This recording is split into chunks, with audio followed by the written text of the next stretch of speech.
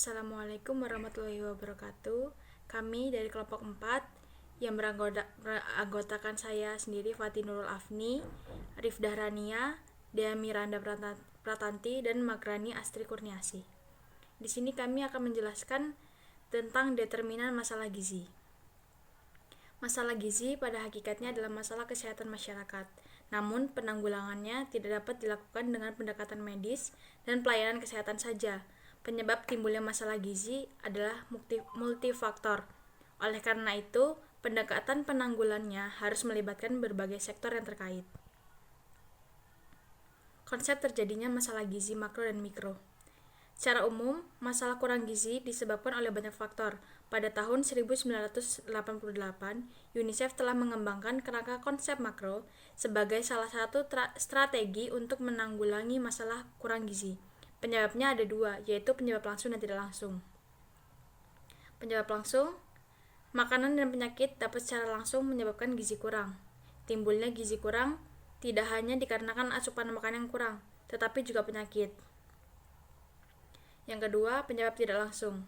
Terdapat 3 penyebab tidak langsung yang menyebabkan gizi kurang, yaitu ketahanan pangan keluarga yang kurang memadai, pola pengasuhan anak kurang memadai, dan yang ketiga, pelayanan kesehatan dan lingkungan kurang memadai. Masalah gizi makro. Masalah gizi makro adalah masalah gizi yang utamanya disebabkan oleh kekurangan atau ketidakseimbangan asupan energi dan protein. Manifestasi dari masalah gizi makro bila terjadi pada wanita usia subur dan ibu hamil yang kurang energi kronis adalah berat badan bayi baru lahir yang rendah. Bila terjadi pada anak-anak balita, akan mengakibatkan marasmus, kwashiorkor, dan malasmik kwashiorkor. Penyakit atau gangguan yang disebabkan masalah gizi makro diantaranya sebagai berikut. 1. Penyakit kurang kalori dan protein. Penyakit ini terjadi karena ketidakseimbangan antara konsumsi kalori atau karbohidrat dan protein dengan kebutuhan energi atau terjadinya defisiensi atau defisit energi dan protein. Yang kedua, busung lapar. Busung lapar atau bengkak lapar, dikenal juga dengan istilah hunger odem, adalah kwashiorkor pada orang dewasa. Yang ketiga, penyakit kegemukan, obesitas. Penyakit ini terjadi ketidakseimbangan antara konsumsi kalori dan kebutuhan energi, yakni konsumsi kalori terlalu berlebih dibandingkan dengan kebutuhan atau pemakaian energi. Yang keempat, ada BBLR, berat bayi lahir rendah. Berat bayi lahir rendah adalah hasil dari ibu yang menderita kekurangan energi kronis dan mempunyai status gizi buruk pada saat hamil. Masalah gizi mikro. Masalah gizi mikro adalah masalah gizi yang utamanya kekurangan atau ketidakseimbangan asupan vitamin A, kurang zat besi, dan kurang zat iodium. Penyakit atau gangguan-gangguan kesehatan akibat dari kelebihan atau kekurangan zat mikro merupakan masalah satu kesehatan masyarakat, khususnya di Indonesia, antara lain sebagai berikut. 1. Gangguan akibat kekurangan iodium. Kedua, serotalaminea. Yang ketiga, osteoporosis. Yang keempat, beriberi.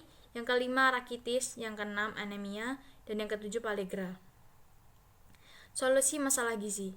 Solusi permasalahan gizi masyarakat harus melibatkan semua pihak yang terkait, baik pemerintah, wakil rakyat, swasta, unsur perguruan tinggi, dan lain-lainnya. Indonesia mengalami beban ganda masalah gizi, yaitu masih banyak masyarakat yang kurang gizi, tapi di sisi lain terjadi gizi lebih. Alternatif solusi lainnya yang dapat dilakukan antara lain, upaya perbaikan gizi akan lebih efektif jika menggunakan bagian dari kebijakan penanggulangan kemiskinan dan pembangunan SDM. Yang kedua, dibutuhkan adanya kebijakan khusus untuk mempercepat laju percepatan peningkatan status gizi.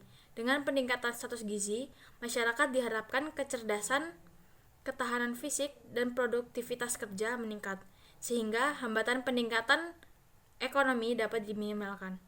Yang ketiga, pelaksanaan program gizi hendaknya berdasarkan kajian best practice, efektif dan efisien, dan lokal spesifik.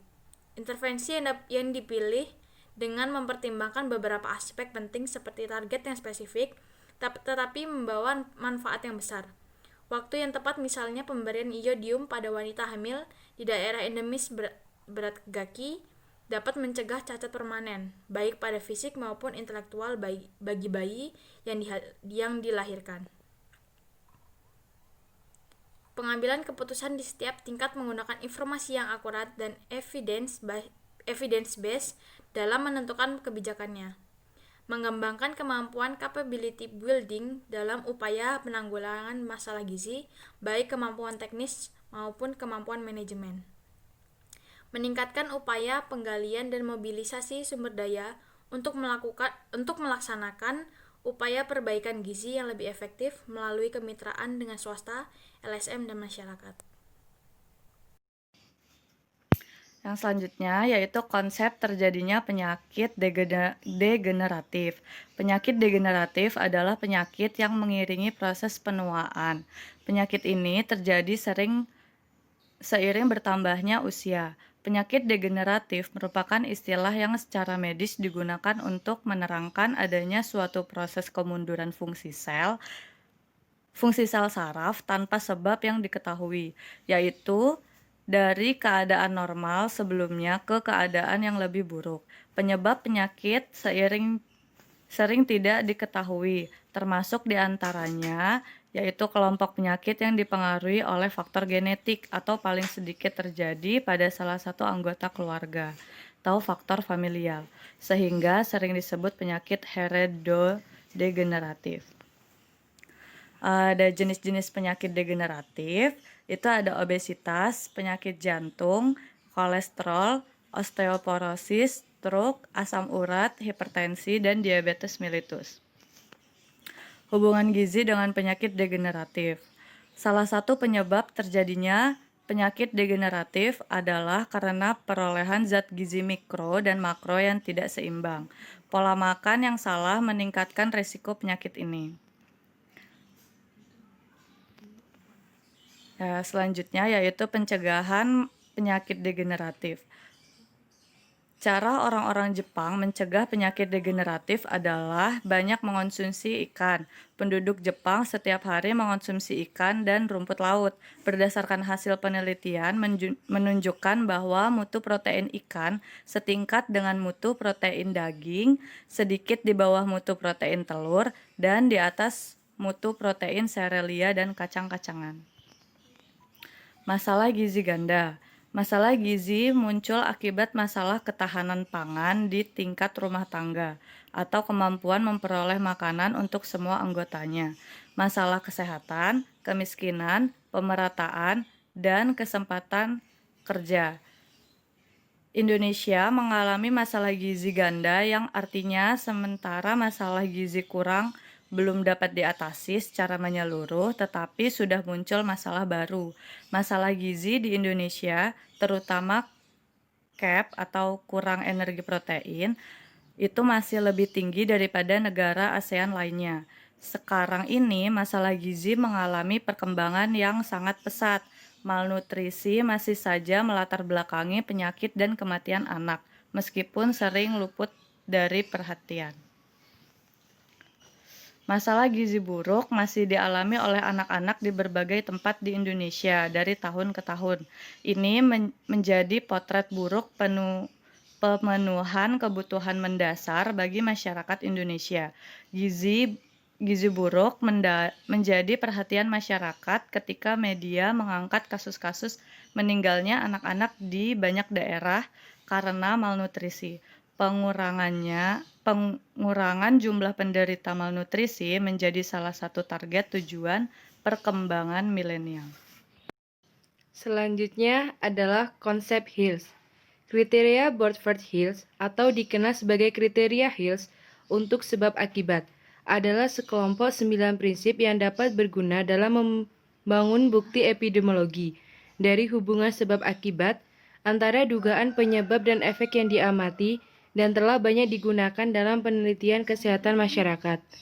Mereka didirikan pada tahun 1965 oleh ahli epidemiologi Inggris Sir Austin Bradford Hill, dan aplikasi mereka yang tepat dan batas kriteria terus diperdebatkan.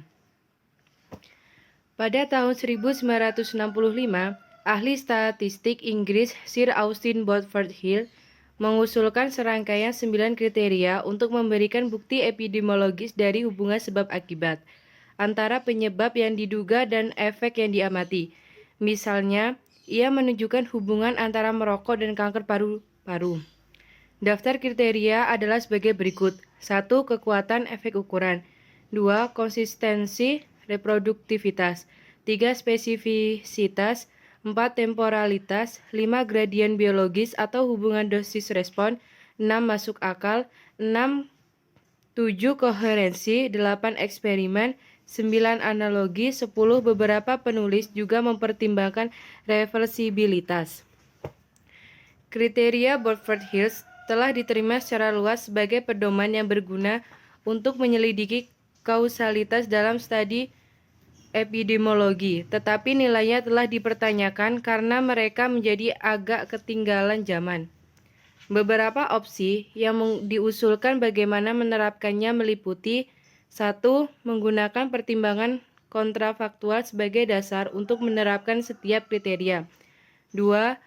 Membagi mereka menjadi 3 kategori. Bukti langsung, mekanistik, dan paralel diharapkan saling melengkapi. Reformulasi operasional kriteria ini baru-baru diusulkan dalam konteks kedokteran berbasis bukti. 3. Mempertimbangkan faktor perancu dan bias. 4. Menggunakan kriteria Hills sebagai panduan, tetapi tidak mempertimbangkannya untuk memberikan kesimpulan yang pasti. 5. Memisahkan hubungan sebab akibat dan intervensi.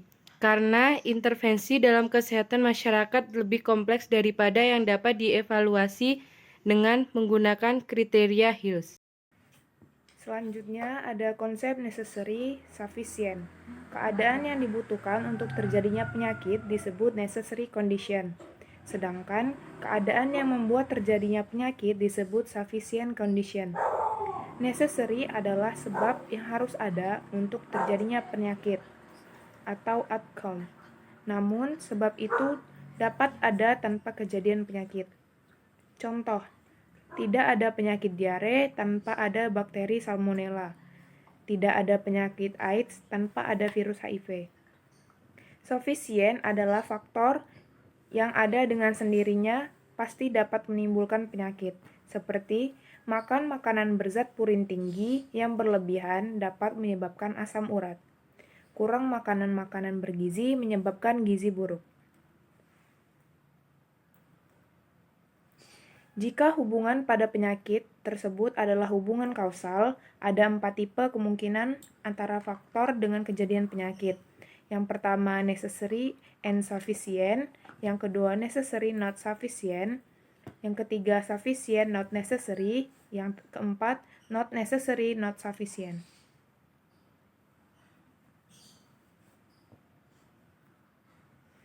Yang pertama, necessary and sufficient. Tanpa faktor-faktor ini, penyakit tidak pernah berkembang. Dengan faktor-faktor ini, penyakit selalu berkembang. Tanpa faktor A, penyakit tidak dapat terjadi. Dengan adanya faktor A, penyakit dapat terjadi. Yang kedua ada necessary not sufficient. Faktor A dan dari faktor B sendiri tidak cukup menyebabkan penyakit, faktor multiple diperlukan. Biasanya pada urutan waktu spesifik. Jadi, dengan adanya faktor A, faktor B, dan faktor C, maka akan terjadinya penyakit. Setiap faktor A, B, C dibutuhkan untuk terjadinya penyakit itu. Yang ketiga ada sufficient not necessary. Faktor itu sendiri dapat menyebabkan penyakit, namun bisa faktor lain yang tidak nampak. Contohnya masalah psikologi dan efek samping obat seperti obat antasida dapat menyebabkan diare. Yang keempat ada not necessary not sufficient. Faktor-faktor ini tidak dapat menyebabkan penyakit pada subjek. Tidak juga faktor ini hanya yang menyebabkan penyakit tersebut. Pada kondisi penyakit diare akut bisa saja terjadi pada seseorang yang sudah mengalami kanker usus. Sekian presentasi dari kelompok 4. Terima kasih atas perhatiannya. Wassalamualaikum warahmatullahi wabarakatuh.